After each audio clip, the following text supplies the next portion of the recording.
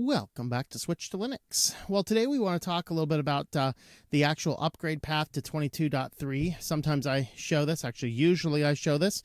It just becomes so simple and so non-eventful it would be a boring video. So I thought what we do today is I'll just kind of talk about the upgrade and then the new features. So this is a computer that's not a virtual machine or installed to look at it. This is my actual production computer that I keep on as edge as we can for making sure everything still works properly. And so the process is very simple. You just pull up your update manager. Once your system is up to date, go under edit, and then under edit, there will be an option down here for upgrading, as the picture here shows. Under edit, there will be an upgrade to Linux Mint 22.3. Obviously, they do recommend having a system snapshot in order. Make sure you also have a backup of all of your files. None of that should be impacted. However, it is good practice. If you install anything, upgrade those. Any spices, applets, desk lists, extensions, themes, upgrade those from the system settings prior to pushing the system update. And then you're going to just run that. And in my case, it took roughly 10 or so minutes, and then just reboot the computer and you are good to go. So that's pretty much the entire feature. And as far as anything that changed, really, if you're paying super close attention, the icons down here change. That's one of the new system applications. The biggest change you're going to see out of the box is going to be the new menu here, and I did add home and downloads to the menu. Those were not here automatically. It did retain all of my prior favorites that were put on there, and it does actually put the system icon links instead of the main application icons.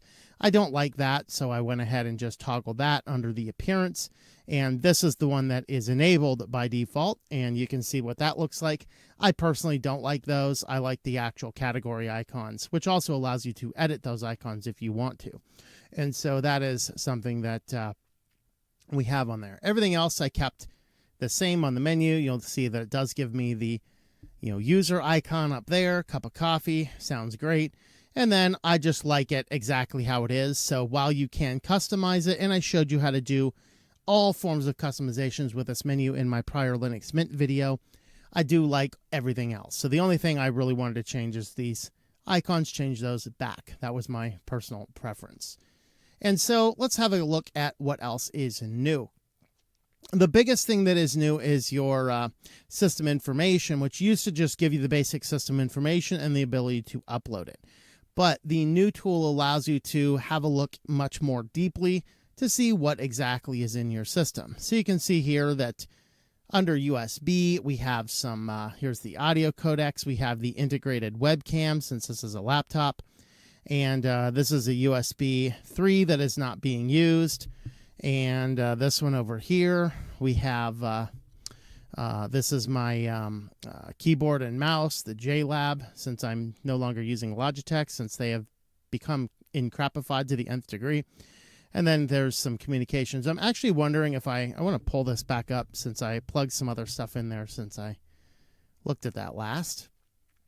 Let's see if it detected anything else up there.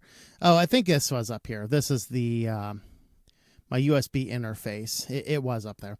All right, under GPU, this is what we have. Of course, this is a laptop, so just kind of has your Radeon Vega graphics series. You can see I'm using the AMD GPU driver there, and you can see all the other features. Here's PCI, just all the different options we have inside of there. So this just allows you to see to the nth degree what's there. So if you're looking for one specific device and you want to, you can copy this row and paste that in instead of the entire log of your system.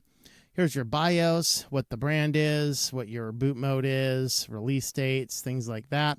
And then it goes back to the old system reports where if there's any issues, problems, anything, that will show up there. And then here's any crash reports, which you can upload to a paste bin if you want to. Same with the system information here. You can upload that as well. But it'll show you all the other information inside of here out of the box. So that is a nice new feature inside of this for figuring out different things. This is the XApp symbolic icons. So we've already talked briefly about those, but those are the new icon system tray icons. Also, any of your menus that have icons, pretty much anything in the system with icons somewhere. These are all managed by this XSI in this instance. The Cinnamon 6.6, of course, in addition to the menu, we do have some options on the keyboard settings. So if we go into here, we can go under our layouts, and if you want to add other layouts, you can do that. Now, I believe if you have multiple layouts, you will have the keyboard icon will show up down there. There was a little bit of an issue, I think, when it first came out, that an EN would show up at the bottom, and that has since been resolved. And there was something about this, just a conflict with something that has recently been resolved. I'm not sure I actually want to play around with this here, but there are, hey, there you go. I can add Canadian English. That shouldn't mess me up too much. So now you'll see that I actually have the option down here that causes my system tray to automatically show, and I can come down here and I can toggle between the two layouts as needs be, and I can also save those layout profiles for individual applications. I'm going to remove Canadian English because I do not need that language icon down at the bottom, but that is one of the features for dual language people out there. You have that that option to do. And then this is also in that little applet down there. You can toggle between them as we just showed. And then this will also show up as differences in the on-screen keyboard, which is an accessibility option. If you just go in and type this, and you can type in virtual keyboard, and it'll show your keyboard up here on the screen. And then you go ahead and toggle that guy again, and it will turn it off for you. So we don't want to cover the new menu here in detail, as I did cover the new menu in nth degree detail. Anything and everything you can do. One potential bug I found, I don't know if that's been resolved or not. If you have the power buttons and remove the sidebar, you don't have any power buttons over here. You would need to install an applet or shut the system down by terminal. I don't know if there's there's no other system in there. So if you get rid of that sidebar and the power buttons haven't previously been moved off of the sidebar, your power buttons will go away. You can actually add, there's an applet you can add to put the power button over in the menu though. And so that is an option. And you can always just boot up a terminal and just do your sudo shutdown, you know. So that is what we have. They cover here a little bit about the menu adjustments, which we covered in very fine detail. So we're not going to do that anymore here. I did want to talk a little bit more about the template manager. So if you pull up Nemo and go under your preferences here, we have the new document templates. So here's the way this works. Let's go ahead and we'll go ahead and start up let's just do a Libre Calc file, and we'll save this guy. We're just going to go ahead and save it to the desktop. And okay, we'll save it in documents. We'll just call it spreadsheet. Okay, let's go ahead and go with a writer document. And let's see, we're just going to save this guy as writer. And you can do this for any type of file. In fact, on my video production computers, I can right-click and create different types of Kdenlive files based on just putting things over there. So let's see, what else do I have on here that I might want to do something. There you go, Bluefish editor. I could, create some document there. Let's just let's go ahead and first I'm going to set my language mode to HTML5, and then I'm going to do a save as. We'll put that one also over here, and we'll just call this let's just call this HTML.html. Okay, so now I have a couple different files over there. So now what this system allows me to do on this guy is it's going to allow me to go over here, and now I find a new template, and those are in documents, and let's just go with spreadsheet. And then we'll do a documents HTML, and then we'll do another documents, and we'll do writer. Okay, so now if I go over here and I right click and hit new document, you'll see I can now create an HTML file, a spreadsheet, or a writer document right there.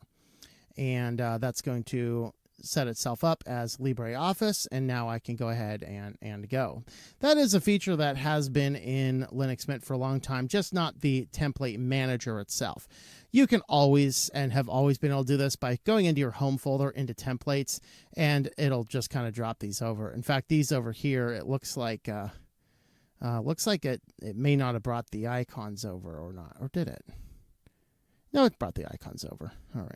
This one doesn't have the icon. I'm not sure why that one doesn't have the icon, but that'll investigate a little bit later. But that's basically how the system is supposed to work. I'm not sure why that thing. Let me actually pull that back up. That's just not the expected behavior I would ask for here.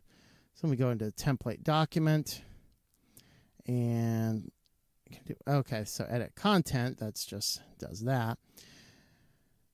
And no, it looks like that's about it. I'm not sure why it doesn't carry that icon over. It's possibly just you need to refresh Cinnamon after you create it. That's a distinct possibility. All right, as far as I'm not going to show this one here, but if you're copying multiple files, you can now pause and resume file copies. That's useful. And if you have anything with inside of your Windows here, which has a notification button or something like that, you'll see that you will get the new notifications on those. I'll get those actually when I upgrade my Arch system because of Element, which currently in the system tray tells me I have 19 available notifications. How wonderful. All right, we do also now have let me just do it over here. We have Thunderbolt is now built in here. So there's a new tool for Thunderbolt. Of course, this does not have Thunderbolt or USB 4 on this computer. And of course, the other one we have is a new fingerprint hardware as well. And once again, I don't have a fingerprint reader on this particular computer. If I did, I could set up fingerprints as logins and extra biometric security if I wanted to. That would be a very strong if I wanted to. And we have some other XApp improvements. Time shift, you can pause and resume. Warpinator has IPv6 support, so that's useful. And the ability to send text messages. That's actually a fairly neat feature if you're using a text version. The H-friend that I seem to get community strikes for talking about hides the mouse cursor when in full screen. There you go. So there's just a few other minor improvements in there as well. Overall, my update was absolutely flawless, like usual. Nothing else in my system changed. I got the new menu, got the new system link icons, which was perfectly fine. And after doing all that, honestly, my computer is ready to go for another while. This one will be supported until 2029. So if you are interested in upgrading, that will give you some ideas about what you can do here. So with that, thank you for watching and hope that you enjoy switching to Linux.